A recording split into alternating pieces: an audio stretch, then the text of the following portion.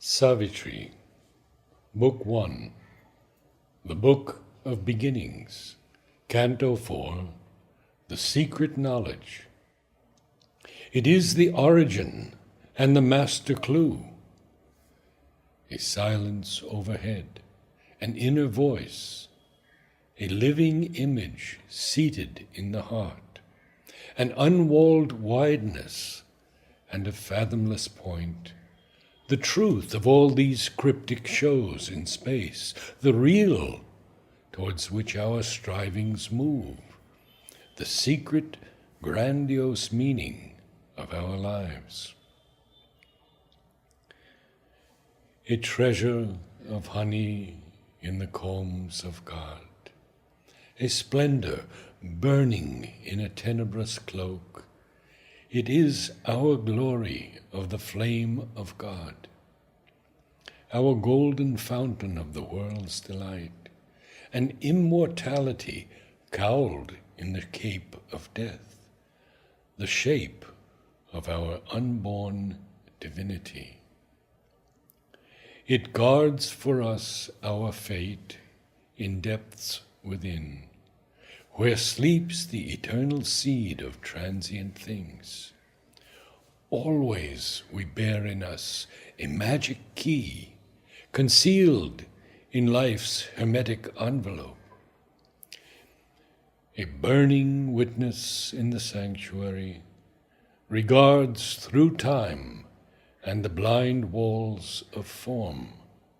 A timeless light is in his hidden eyes. He sees the secret things no words can speak, and knows the goal of the unconscious world, and the heart of the mystery of the journeying years. But all is screened, subliminal, mystical. It needs the intuitive heart, the inward turn. It needs the power of a spiritual gaze.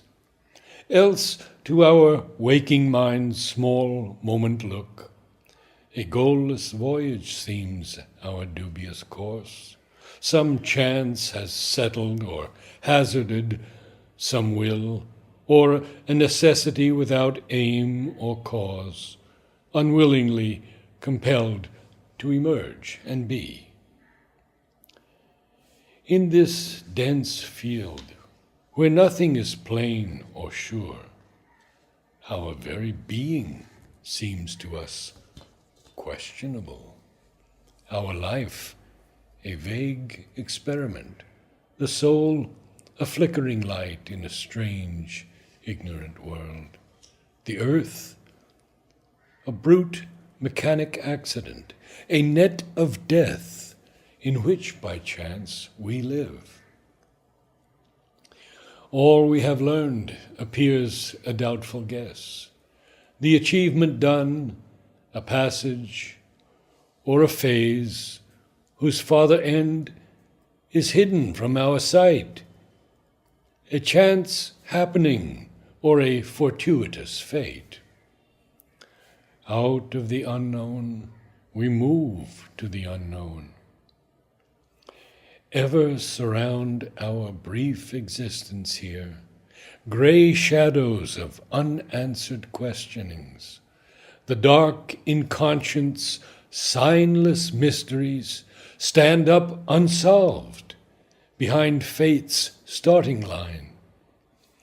An aspiration in the night's profound, seed of a perishing body and half-lit mind, uplifts its lonely tongue of conscious fire towards an undying light forever lost. Only it hears, sole echo of its call, the dim reply in man's unknowing heart, and meets, not understanding why it came, or for what reason is the suffering here, God's sanction to the paradox of life and the riddle of the immortal's birth in time.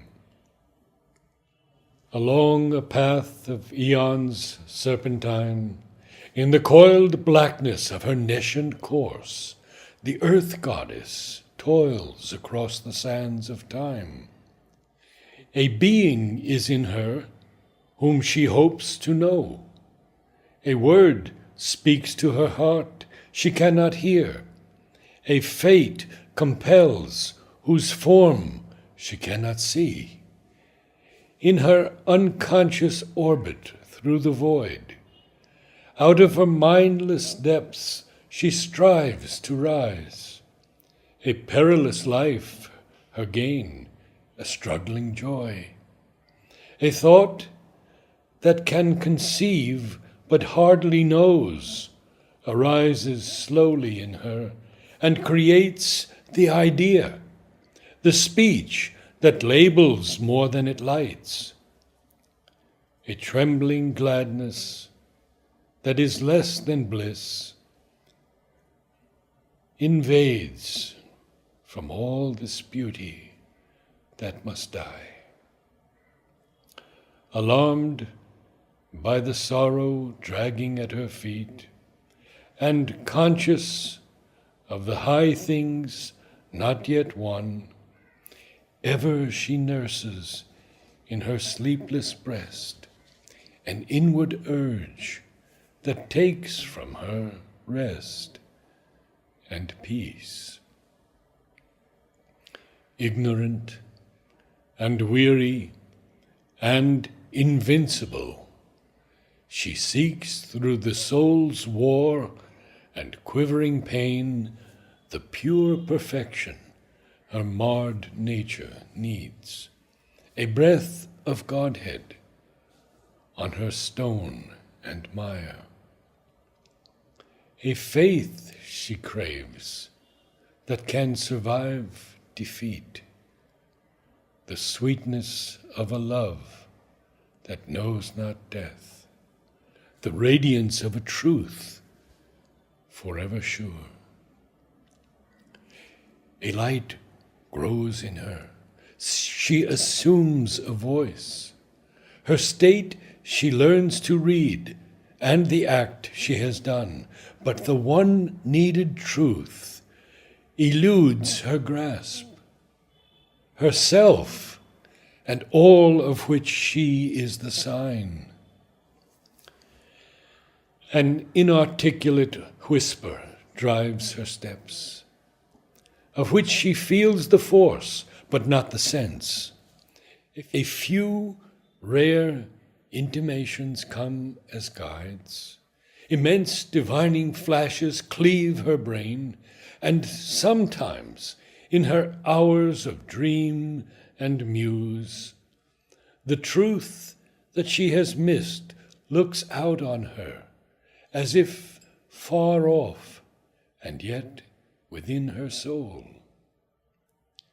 A change comes near that flees from her surmise, and, ever postponed, compels attempt and hope, yet seems too great for mortal hope to dare.